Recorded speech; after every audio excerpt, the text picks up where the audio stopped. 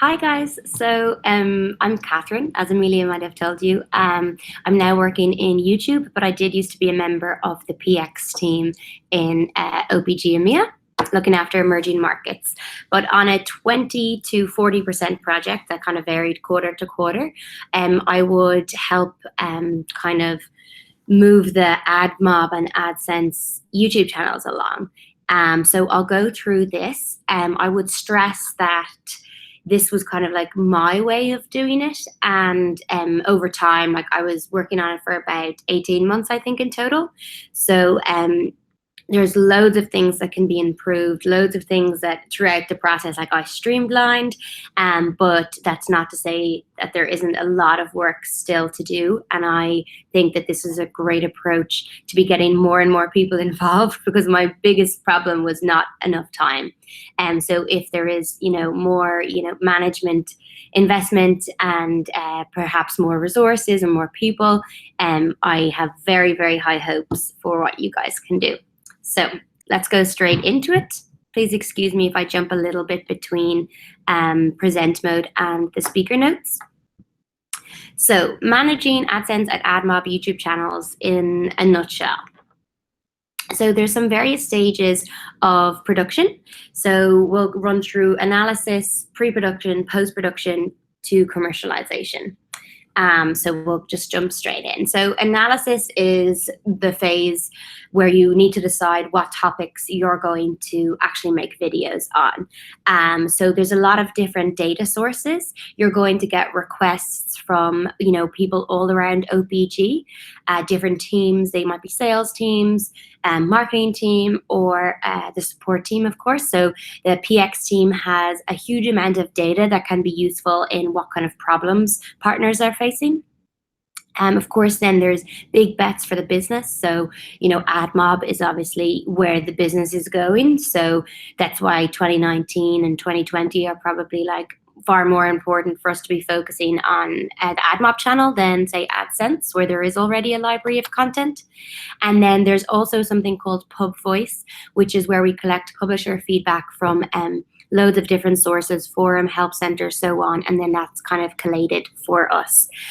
So how I did this was I would send out an email, I think at the end of every quarter, to global OPG and ask for their requests / suggestions, and I'd kind of go from there. So you might start with a long list of 20, and then you have to, shorten it down as to what is a priority, where can you have help, and because obviously alone you couldn't manage to do 5 projects.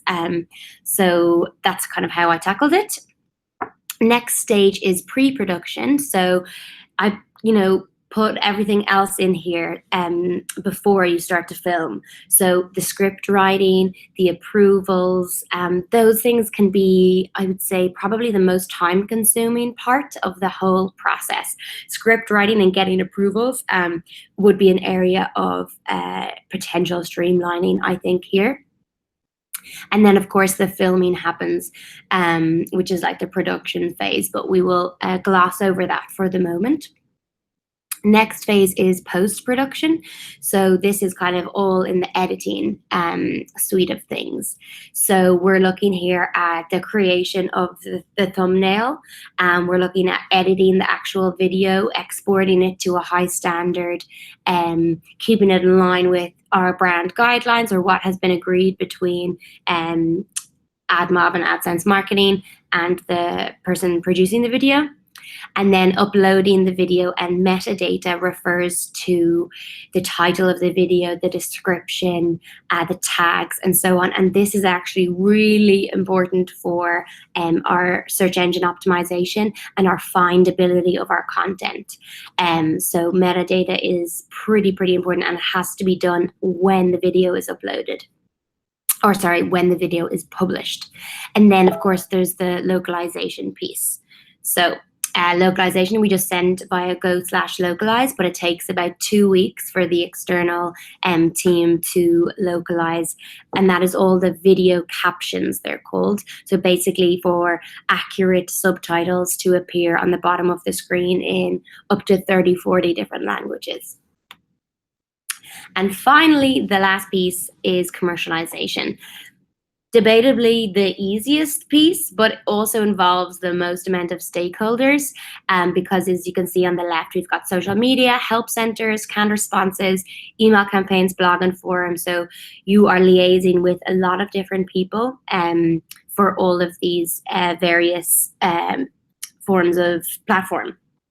So, for social media, you're going to liaise with Annie in America, Help Center. It could be Ha in Singapore, or Jose and Nikita here in EMEA, and so on and so forth. I found it really, really helpful to, when I decided on my requests, let's say like the end of the previous quarter or the start of the new quarter, that I would give a heads up to all of my stakeholders that I need in the commercialization phase and tell them, guys, this quarter we have 3 products, 3 projects launching at this, estimated timeline, and I will need your input at some stage here and here. Because it was so far in advance, I never had any pushback from anyone. And then later, closer to the time, you would also give them updates, and you would also make it as easy as possible for them. So minimizing the time they need to spend implementing to Help Center and canned responses and so on. And then, of course, you've got your results. So we've got 2 YouTube channels here. AdMob we haven't given half enough attention. AdSense has done very well. We started at about 150,000 subscribers, and now we're nearly at 300,000, so huge growth potential. Obviously, subscribers will be part of your results. View count, watch time. You're going to get fewer cases if you're making successful videos, and you're going to have educated partners. And these are just some of the results you can expect to achieve. To be honest, I didn't even delve too much into the revenue side of things, or adoption of certain activations or pitches. There's so many untapped areas, a huge amount of potential for video. So these were a couple of questions that Amelia put together for me to address some of maybe your top concerns. So I'll actually just jump out of this, if you don't mind, and I'll go to present mode so I have my notes. So number 1 is how best to manage amateur talent to star in a video. This is a good question. I found that I would generally be the person behind the camera and try to get, a colleague of mine that was, somewhat confident and so on, and had a very good command of the English language. And I would kind of just ask them, would they mind, or did they want to be a YouTube star? And then I would make them comfortable by, acting quite professional myself, having everything set up and organized for them. So they just really need to turn up, read the script, and try to be animated. So you're taking like most of the heavy lifting out. And I think this is where, it's very important to have a bit of a laugh, like try to make sure that there's minimal people in the room so that they can actually focus and concentrate and so on. What shortcuts, hacks, and best practices do you have to share for producing high quality on-brand video for a limited budget? I mean, this is probably the $1 million question. I think I was reaching my limit with what I could do as an IC for this, and I really was beginning to think, to bring YouTube videos to the next level, we need more resources. We need, I would have probably loved a program manager to come in, or someone from the marketing team to come in and exactly probably what you guys are going to do. So, and just give their 2 cents and really streamline this process so that we can expand it. But I think the people that you're looking for to be involved in this generally need to have a genuine interest in media, because it can be quite a scrappy process. And these skills are not like soft skills that you'll learn in other sides of the business. They are more practical, such as like setting up a tripod, finding the perfect angles and editing for 4 hours. But I have to say they're really enjoyable. I had a great time with this whole project, and I would highly recommend it for anyone who's interested in these more practical skills. And then what is the minimal equipment and setup needed? So the things that I use were a really good camera HD that we got towards the end of the process that's staying here in EMEA. I think we can talk about that budget offline. A tripod was included in that, an external microphone with a muffler, an SD card, camera, equipment bag.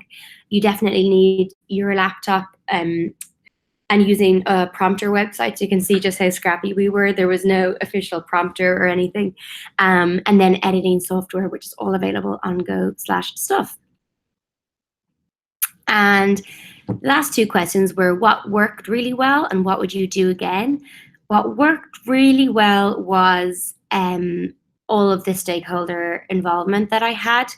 I was leveraging on existing relationships that I had within OPG, and that was fantastic because I could count on people. I was able to delegate some of those tasks in commercialization, and what I did is that I give them all the impact at the end and tell them, I'll provide this impact for you by the end of the quarter, so you have it for your own perf and so on.